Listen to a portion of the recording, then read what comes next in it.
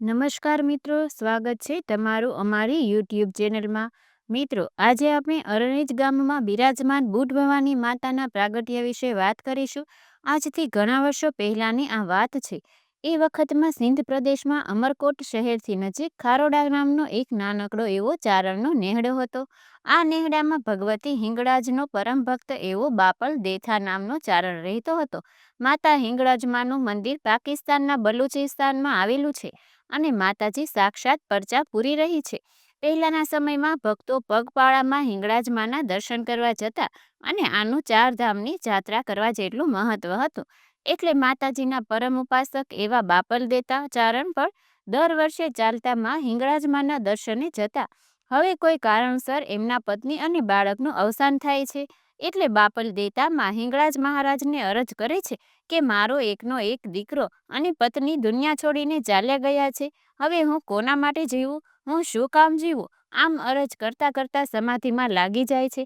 અડધી રાત થાય છે ત્યાં તો માં ભગવતી હિંગળાજ બાપલ દેથાના સપનામાં આવીને કહ્યું કે બાપલ દીકરા, હું હિંગળાજ બોલું છું। તો અહીંથી રાજસ્થાનમાં જે ઉજડા ગામ છે ત્યાં જા। ત્યાં સિંધાઈ શાખાનો ભલા નામનો ચારણ રહે છે। એ ભલા ચારણને મળજે અને એની દીકરી સાથે તું લગ્ન કરજે। અને દીકરા બાપલ, હું તારી ભક્તિથી ખૂબ જ પ્રસન્ન થઈ છું। હું તને નિર્વસ ના જવા દઉં। હું વચન આપું છું, એક નહીં પણ મારા 3 રૂપ લઈને જો હું તારા ઘરે જન્મું તો માનજે કે હું હિંગળા બોલી હતી। અને મારું પહેલું રૂપ જે જન્મશે એનું નામ બુટ રાખજે। અને જો જન્મતા વેત કાનની બુટ વિંધાયેલી હોય તો જ તું માનજે કે હું હિંગળા જ આવી છું। પછી તો માતાજી લીલા કરે છે। માતાજીને ક્યાંક બેસણા કરવા હશે અને એને પરચા પૂરીને એનો મહિમા વધારવો હશે। એટલે અહીંયા માતાજી ભલા ચારણના સપનામાં આવીને કહે છે કે હે ભલા ચારણ, સિંધમાંથી મારો દીકરો બાપલ આવે છે, એનું ભાવથી સ્વાગત કરજે અને તારી દીકરી સાથે પરણાવજે। જોજે એનું જરાય અપમાન ન થવા દેતો તું। પછી તો માતાજીના કહ્યા પ્રમાણે બાપલ દેતા સિંધમાંથી ચાલતા ચાલતા મારવાડના ઉજળા ગામે આવે છે।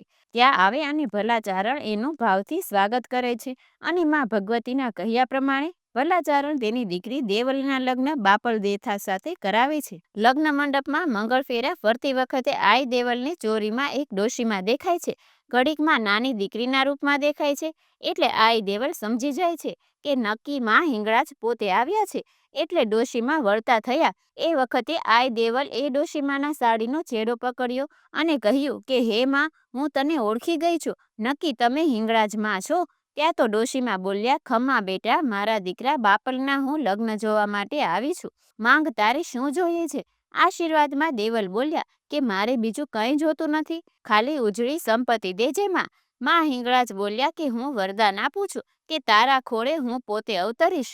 આમ બાપલ સાથે લગ્ન કરીને ઉજળા ગામમાં જ વસવાટ કરે છે। સમય જતા તેમના ઘરે પહેલી દીકરી જન્મી અને માં હિંગળાજના કહ્યા પ્રમાણે દીકરીના કાનની બુટી વિંધાયેલી હતી એટલે બંને સમજી ગયા કે દીકરીના રૂપમાં હિંગળાજ પોતે આપણા ઘરમાં અવતર્યા છે। સમગ્ર ચારણોની નાથ અને ગામ લોકો માતાજીના ઓવારણા લઈને સ્વાગત કરે છે। પછી તો સમય જતા બીજી 2 દીકરીઓનો જન્મ થાય છે। 3 દીકરીઓના નામ બુટ, બલાડ અને બહુચરા રાખે છે। ધીરે ધીરે સમય પસાર થાય છે અને માતાજી આશરે 10 વર્ષના હશે એ વખતે ભયંકર દુકાળ પડે છે। એટલે બાપલ દેથા માલ ઢોરને બચાવવા માટે ઘરના બધાને લઈને ગુજરાત તરફ ચાલી નીકળે છે। મારવાડથી મહેસાણા થઈને હાલના બહુચરાજીની આજુબાજુનો જે ચુવાડ પ્રદેશ છે ત્યાં આવી પહોંચે છે। બાપલ દેથાને એમ થયું, આ કપરા દુકાળમાં ચુવાડ પ્રદેશ માલઢોર માટે અતિ શ્રેષ્ઠ પ્રદેશ છે એટલે બધા ચુવાડ પ્રદેશમાં રોકાઈ જાય છે। બાપલ દેથા ચારણની સૌથી નાની દીકરી બહુચરાને આ પ્રદેશ ખૂબ જ ગમી જાય છે। પછી તો સમય જતા આજુબાજુના ગામના લોકોને ખબર પડી જાય છે કે રાજસ્થાનમાં મારવાડથી ચારણોનું જે કુટુંબ આવ્યું છે એમાં બાપલ દેથાની 3 દીકરીઓ સાક્ષાત જોગમાયા છે। આમ ઇતિહાસના પાના ઉલટાવીએ તો જાણવા મળે છે કે એ સમયમાં અહીંયા એક બહારવટીયો હતો જેની આખાએ ચુવડ પંથકમાં ઘણી થાક હતી। તે પણ બહારવટીયો છોડીને માતાજી બહુચરા સામે હથિયાર મૂકી દે છે। પછી ટૂંકમાં વાત કરું તો ત્યાં માતાજીનું ત્રિશુલ નીકળે છે અને ત્યાં જ માતાજી બહુચરા બિરાજમાન થાય છે અને બાપલ દેથાને કહે છે કે હે પિતાજી, હું અહીંયા જ રહીશ, આ જ મારો પ્રદેશ છે, તમારી સાથે હું નહીં આવી શકું। આ માતાજી બહુચરાના બેસણા થાય છે અને ગામનું નામ બહુચરાજી નામ પડે છે. પછી ઇતિહાસ સાક્ષી પૂરે છે કે થોડા દિવસો રોકાયા પછી બાપલ દેતા ભગવતી બલાડ અને માં બુટ સાથે સૌરાષ્ટ્ર તરફ જવા નીકળે છે અને વિરમગામથી નીકળી વાંકાનેરના પાદેરમાં પહોંચ્યા. ત્યાં બાપલ દેથાનું અવસાન થાય છે અને તેમના વિરહમાં તેમની પત્ની આઈ દેવલે પણ ગામતરું કર્યું. બંને બહેનો અંતિમ વિધિ કરે છે. ભગવતી બલાડને વાંકાનેરનો પ્રદેશ અનુકૂળ આવે છે અને ત્યાં જ રોકાઈ જાય છે અને માતાજી બુટ માલઢોર અને કબીલાને લઈને સૌરાષ્ટ્ર તરફ જવા નીકળે છે અને ચાલતા ચાલતા હાલનું જે તળાજા ગામ છે ત્યાં પહોંચીને માતાજી માલઢોર લઈને વસવાટ કરે છે. એ સમયે તળાજા રાજા વીર એભલવાળાની રાજધાની કહેવાતું હતું. એવામાં એક દિવસ આઈ બુટ ભવાની માં ત્યાં ગાયો ચરાવવા નીકળે છે અને ચરાવતા ચરાવતા વીર એભલવાળો હરણનો શિકાર કરવા નીકળેલો એ જોઈ જાય છે. ત્યાં તો આઈ બુટ આ દ્રશ્ય જોઈને બોલ્યા, હે રાજા, ખબરદાર, આ અબોલા જીવનો શિકાર કરતા તને શરમ નથી આવતી? આમ ખબરદાર શબ્દ સાંભળ્યો ત્યાં વીર એભલવાળો ઓળખી ગયો કે આ કોઈ સામાન્ય ચારણની દીકરી કે ગોવાળની દીકરી નથી અને વીર એભલવાળાએ આઈની ઓળખાણ પૂછી. આઈ બુટમાં એક ઓળખાણ આપી ત્યાં એભલવાળો બંદૂક ફેંકીને આઈના પગમાં પડ્યો અને કહ્યું, આજથી હું હરણનો શિકાર નહીં કરું અને કોઈને કરવા પણ નહીં દઉં. આમ આ બુટ ભવાની માએ તળાજાના પાદરમાં આ પહેલો પરચો આપ્યો. ત્યારે આઈ બુટ આશરે 12 વર્ષના હતા અને વીર એબલવાળાએ આઈ બુટ માને અને ચારણને રહેવા માટે એક બાપલકા નામનું ગામ બનાવડાવ્યું જે આજે પણ હયાત છે.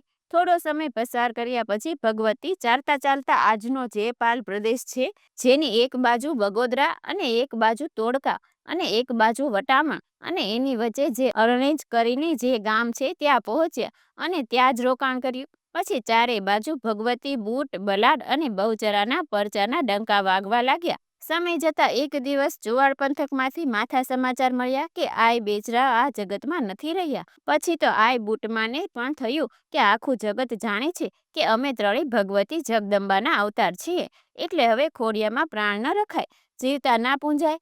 આમ આઈ બુટ ભવાની માએ એ અરણેજ ગામના પાદરમાં પોતાનો દેહ ત્યાગ કર્યો. જતા જતા અરણેજના અને પાલ પંથકના માણસોને કહ્યું કે જ્યારે જ્યારે યાદ કરશો ત્યારે ભગવતી બુટ ભવાની તરીકે આ વિસ્તારમાં નહીં પરંતુ જગતના તમામ લોકોને રખોપા કરીશ. આ મારું વચન છે. ત્યાર પછી એ સમયે કારડિયા રાજપૂત સમાજના થઈ ગયેલા કાળા બાપા અને ધોળા બાપા બંને માતાજીના પરમ ઉપાસક હતા. તે સમયે રાત્રે માતાજી બંને ભાઈઓના સપનામાં આવ્યા અને કહ્યું કે અમે ચારણના દીકરી છીએ. આ ગામના પાદરે વડમાં મારી મૂર્તિ અને ચુંદડી રાખેલા છે. માતાજી સતત 3 દિવસ સુધી બંને ભાઈઓના સપનામાં આવ્યા. બંને ભાઈઓએ કહ્યું કે હે માળી, આ વડ નીચે બ્રિટિશ સરકારના સૈનિકો રાત દિવસ આરામ કરે છે. જો એ વડને કાપીએ તો અમારા રાય જેવા ટુકડા કરી નાખે. એ સમયે માતાજીની કૃપાથી આપોઆપ બીજા દિવસે વળી ગયો. ત્યાંથી બુટ ભવાની માની મૂર્તિ અને ચુંદડી નીકળ્યા. તે સમયે માતાજીની મૂર્તિની પ્રતિષ્ઠા કરી.